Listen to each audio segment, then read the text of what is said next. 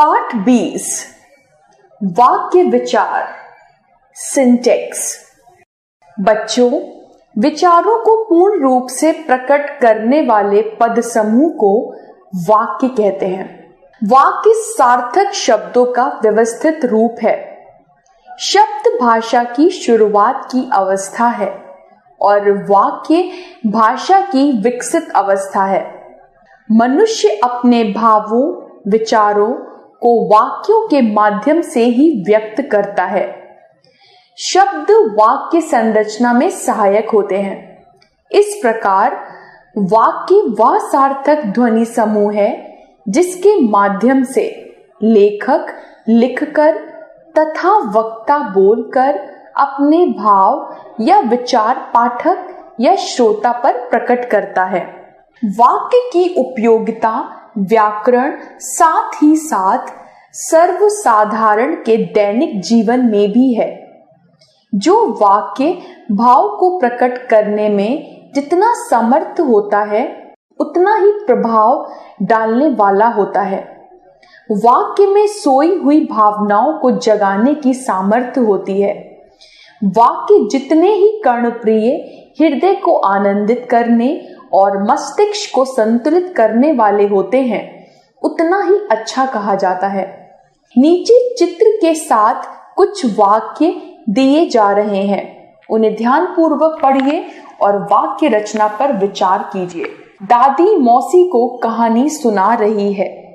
मयंक दौड़ रहा है। पिताजी टेलीविजन देख रहे हैं।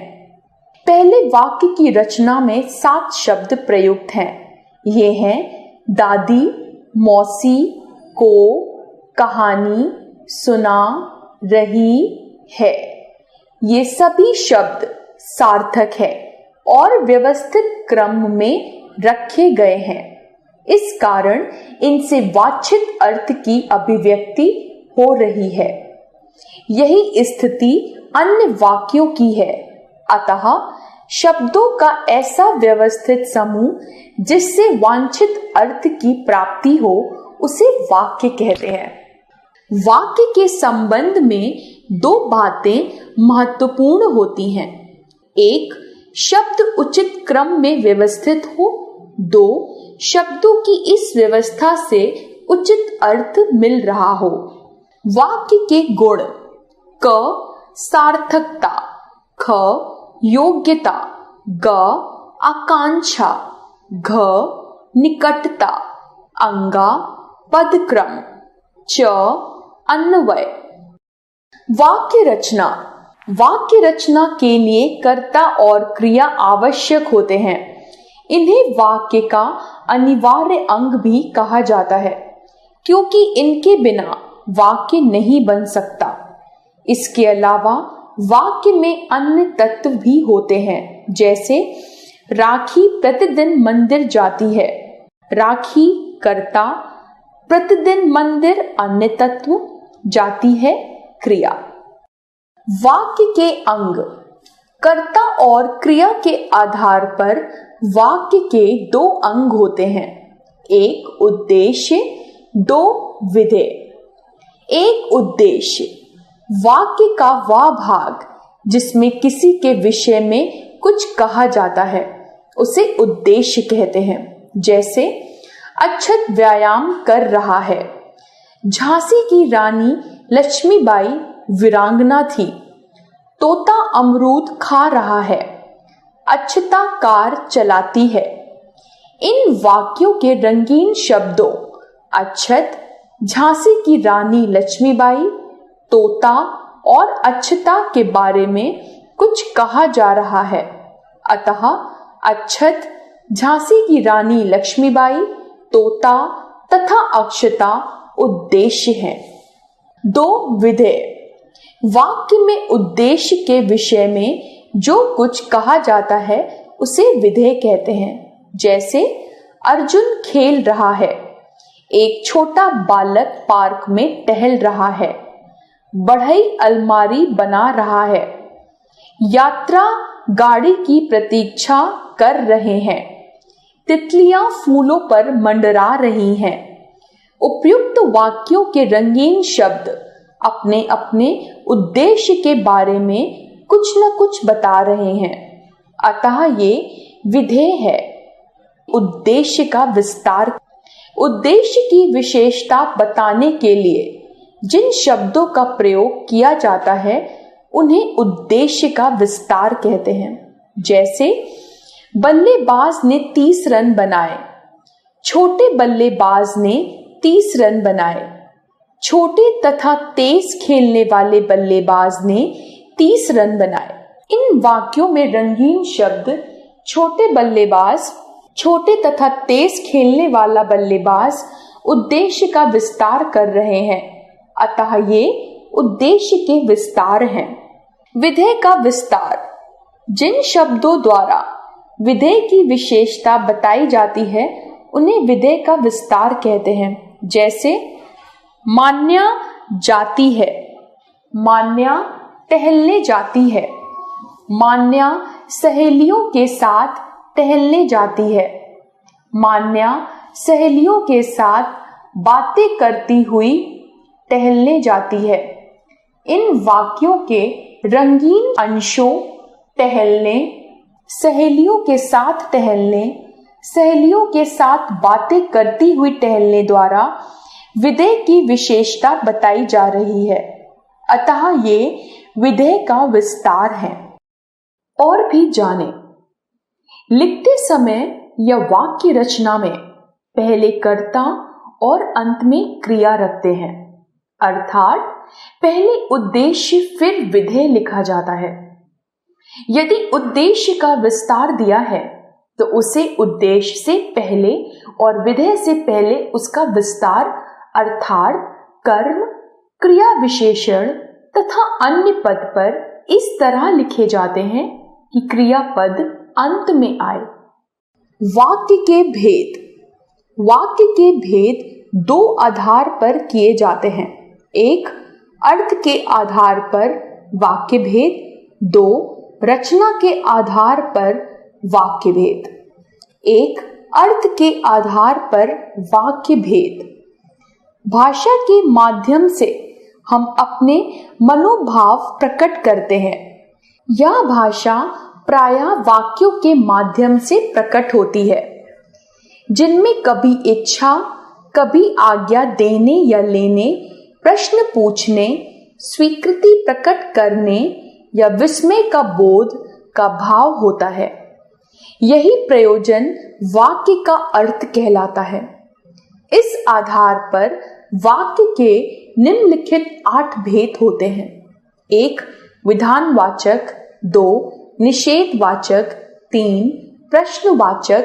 4, संकेतवाचक। 5, संदेहवाचक। 6, इच्छावाचक।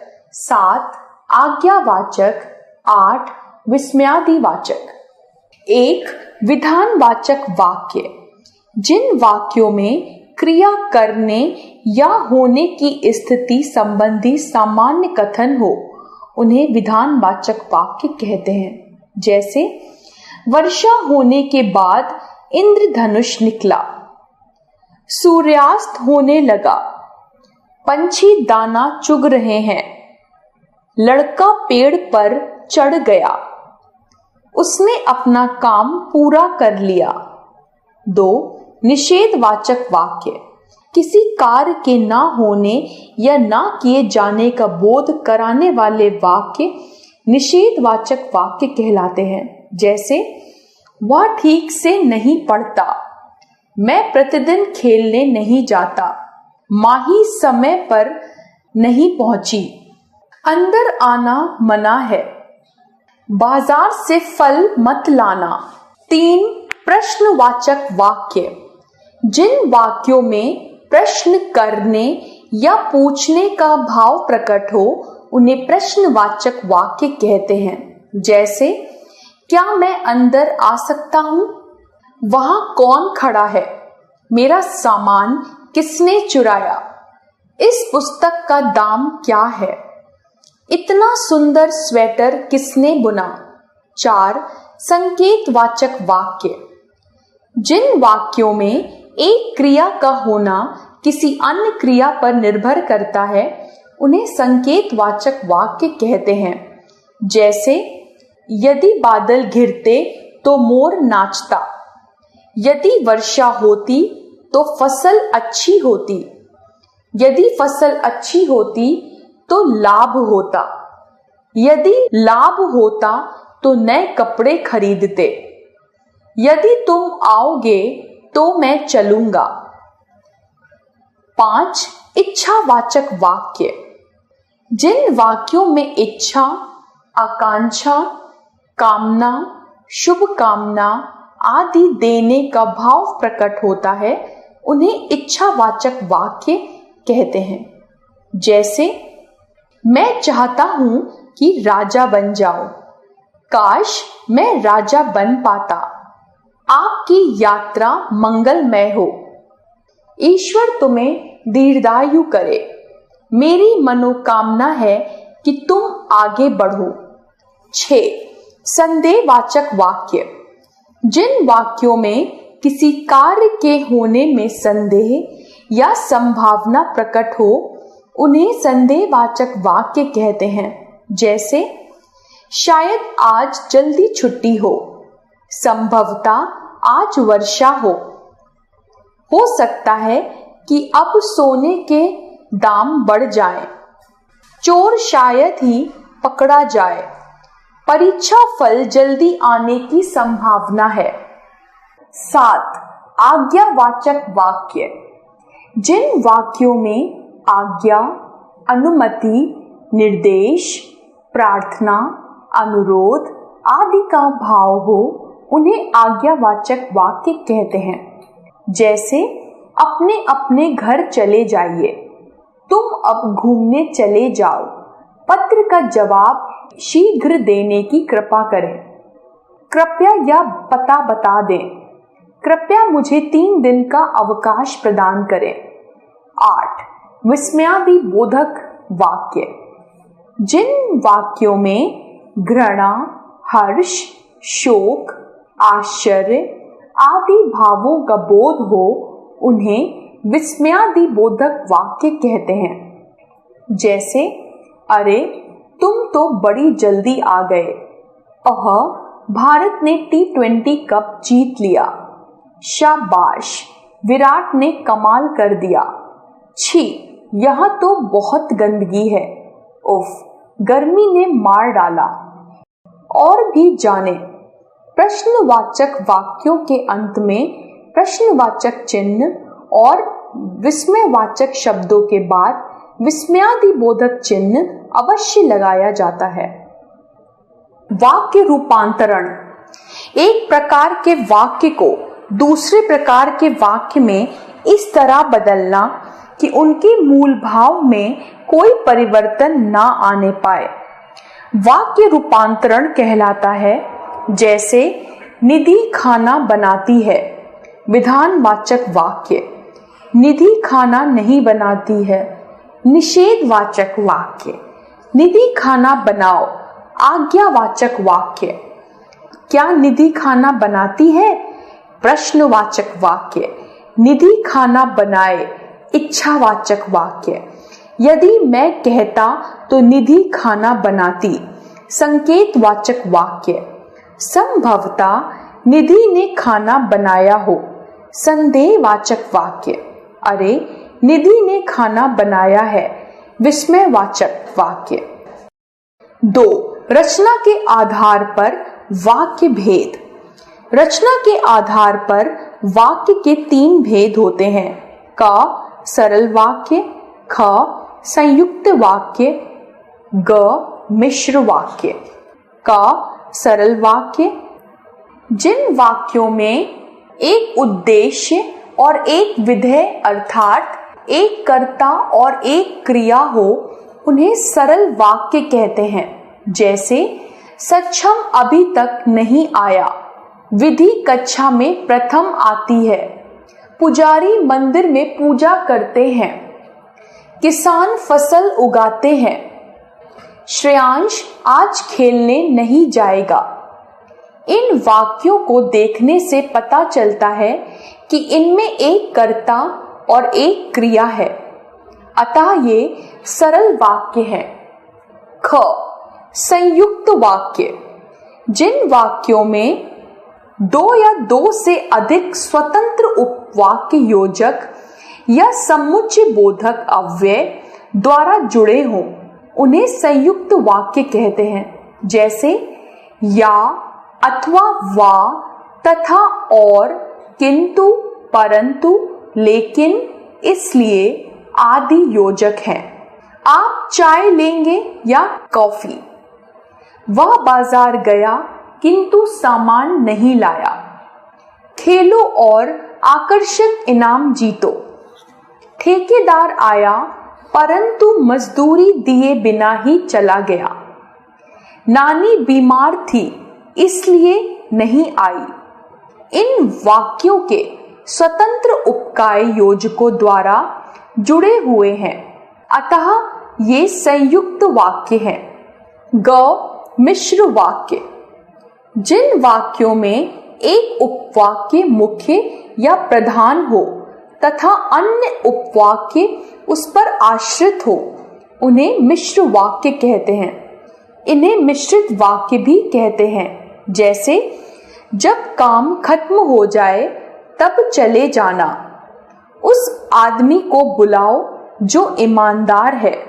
जैसे ही पानी भरा वैसे ही इमारत ढह गई। वह ऐसे दौड़ रही थी मानो धाविका हो। मैं यही चाहता हूं कि तुम तरक्की करो। और भी जाने।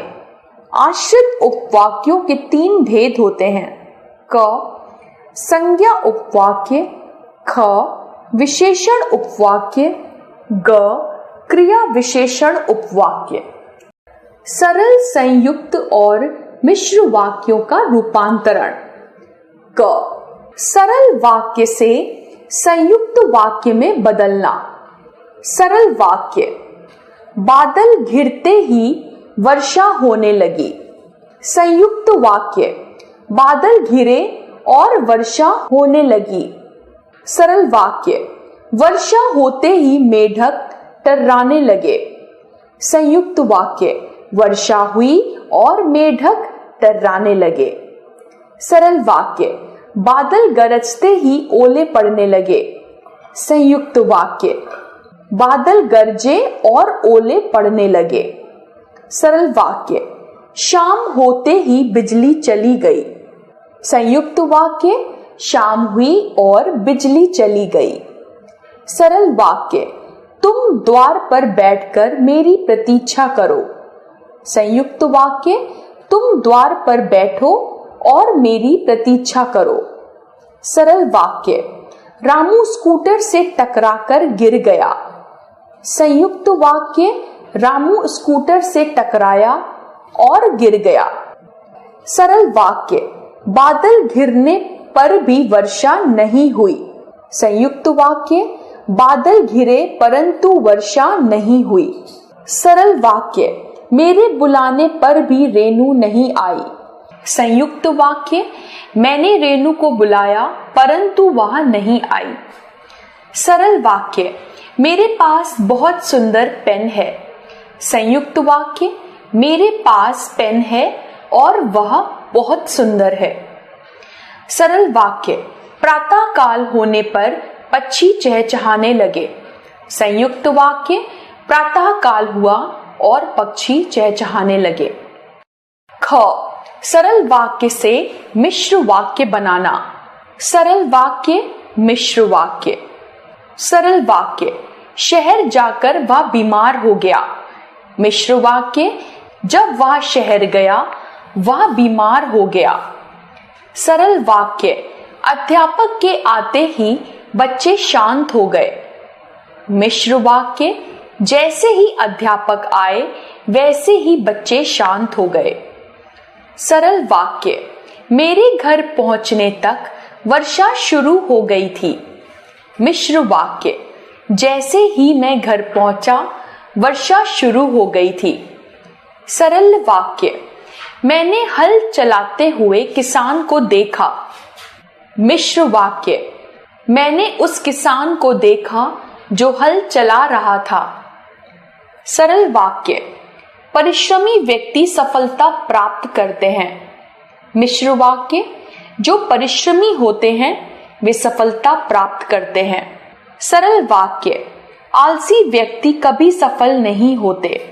मिश्र वाक्य, जो व्यक्ति आलसी होते हैं वे कभी सफल नहीं होते। सरल वाक्य, मैं आज फिल्म देखने जाना चाहता हूं। मिश्र वाक्य, मैं चाहता हूं कि मैं फिल्म देखने जाऊं। सरल वाक्य, ईमानदार का सभी आदर करते हैं। मिश्र वाक्य, जो ईमानदार होते हैं उनका सभी आदर करते हैं।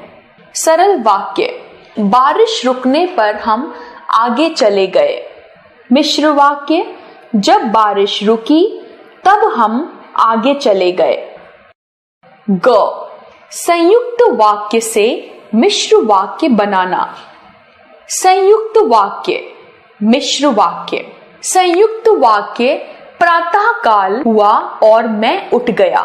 मिश्र वाक्य, जैसे ही प्रातः काल हुआ वैसे ही मैं उठ गया।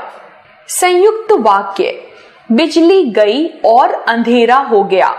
मिश्र वाक्य, जैसे ही बिजली गई वैसे ही अंधेरा हो गया। संयुक्त वाक्य, कविता आई और मुझे तैयार करने लगी। मिश्र वाक्य, जब कविता आई तब मुझे तैयार करने लगी। संयुक्त वाक्य, बादल घिरे और मोर बोलने लगे। मिश्र वाक्य, जब बादल घिरे तब मोर बोलने लगे। संयुक्त वाक्य, सूखा पड़ा और फसलें नष्ट हो गई। मिश्र वाक्य, जब सूखा पड़ा तब फसलें नष्ट हो गईं। आपने सीखा, शब्दों का सार्थक एवं व्यवस्थित समूह वाक्य कहलाता है। वाक्य के दो अंग हैं, उद्देश्य और विधेय। वाक्य में जिसके बारे में कुछ बताया जाता है वही उद्देश्य है। विधेय उद्देश्य के बारे में जानकारी देता है।